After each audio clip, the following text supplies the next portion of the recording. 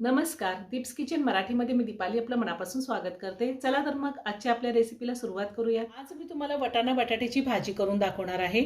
अचानक आपल्या घरी जर कोणी पाहुणे आले तर आपण ही भाजी झटपट करू शकतो किंवा स्वयंपाकाचा कंटाळा आला तरीही आपल्याला ही भाजी झटपट करता येते. तर त्यासाठी आपल्याला काय साहित्य लागणार आहे ते आपण पाहूया. मी इथे 1 वाटी वाटाणा घेतलाय, 1 वाटी बटाटा घेतलाय. साधारण मोठे 2 बटाटे होते, सालं काढून मी कट करून घेतलेला आहे.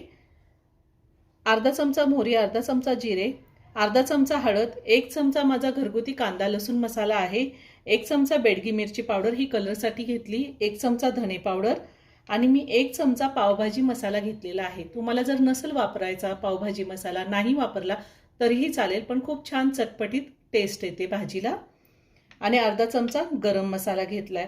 आणि वाटण्यासाठी आपल्याला मी इथे एक मोठा कांदा कट करून घेतलेला आहे, एक मोठा टोमॅटो कट करून घेतलाय, थोडी कोथिंबीर, 10 ते 12 लसणाच्या पाकळ्या, अर्धा इंच आलं आणि एक हिरवी मिरची घेतलेली आहे.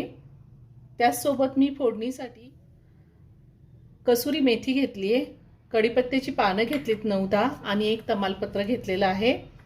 2 छोटे दालचिनीचे तुकडे घेतलेत आणि डेसिकेटेड कोकोनट घेतले. तुमच्याकडे जर डेसिकेटेड कोकोनट नसेल तर तुम्ही ओलं खोबरं पण वापरू शकता किंवा वाळलेलं खोबरं वापरलं तरीही चालेल.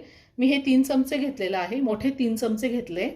आणि आपल्याला भाजी करण्यासाठी तेल लागणार आहे. मिक्सरचं भांडं घेतलंय, त्यामध्ये कोथिंबीर घालते. कोथिंबीर मी थोडी जास्तच घेतलेली आहे. टोमॅटो, कांदा, मिरची, आलं आणि लसूण घालायचे. पाणी न टाकताच आपल्याला हे बारीक वाटून घ्यायचे. जर तुम्ही ओलं खोबरं किंवा वाळलेलं खोबरं वापरणार असेल तर कांदा टोमॅटोच्या आधीच ते थोडं बारीक करून घ्यायचे, पाणी न घालताच बारीक करायचे आणि त्यानंतर कांदा टोमॅटो घालून तुम्ही बारीक करू शकता. वाटण वाटून झालेलं आहे. आता आपण भाजी करूयात. मी गॅसवर कुकर ठेवलाय, त्यामध्ये 2 चमचे तेल घातलंय. तेल गरम झाले, त्यामध्ये मोहरी आणि जिरे घालते. मोहरी जिरे तडतडले, त्यात मी दालचिनी घातली आहे, तमालपत्र आणि कढीपत्ता आणि कसुरी मेथी घालायची. त्यातच आपल्याला डेसिकेटेड कोकोनट घालायचे आणि हे चांगलं मिक्स करून घ्यायचे आणि लगेचच आपल्याला वाटण घालायचे. आणि हे सगळं पुन्हा व्यवस्थित मिक्स करून घेऊया. तुम्ही जर वाटणामध्येच खोबरं घातलं असेल तर काहीच हरकत नाही. आता हे वाटण तेल सुटेपर्यंत चांगलं परतून घेऊया, कारण आपण कांदा टोमॅटो आणि आलं लसूण कच्चंच घातलेलं आहे, त्यामुळे चांगलं परतून घ्यायचंय.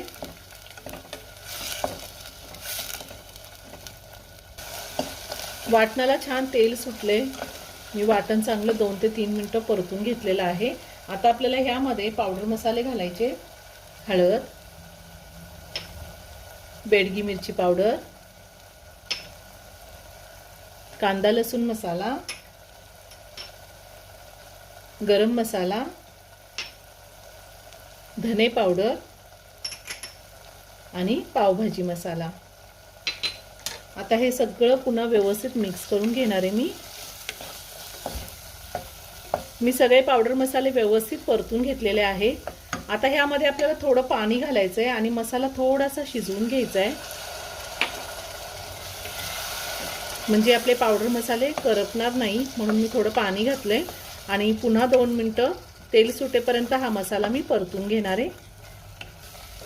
मसाला मी व्यवस्थित परतून घेतलाय, पुन्हा छान तेल सुटलेलं आहे.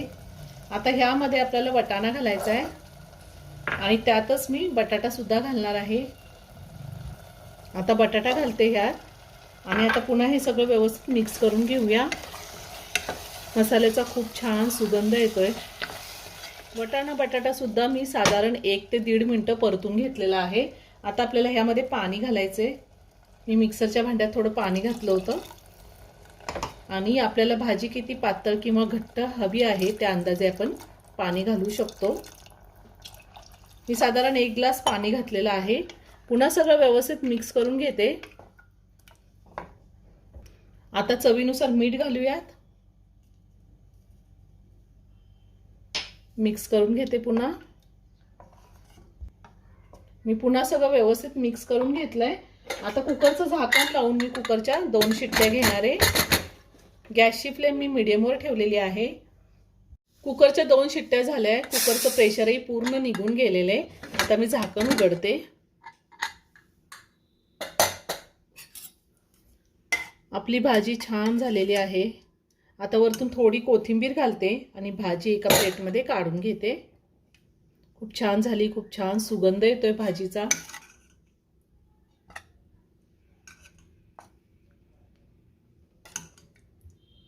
अगदी साध्या सोप्या पद्धतीने आपली वटाणा बटाट्याची भाजी तयार करून झालेली आहे.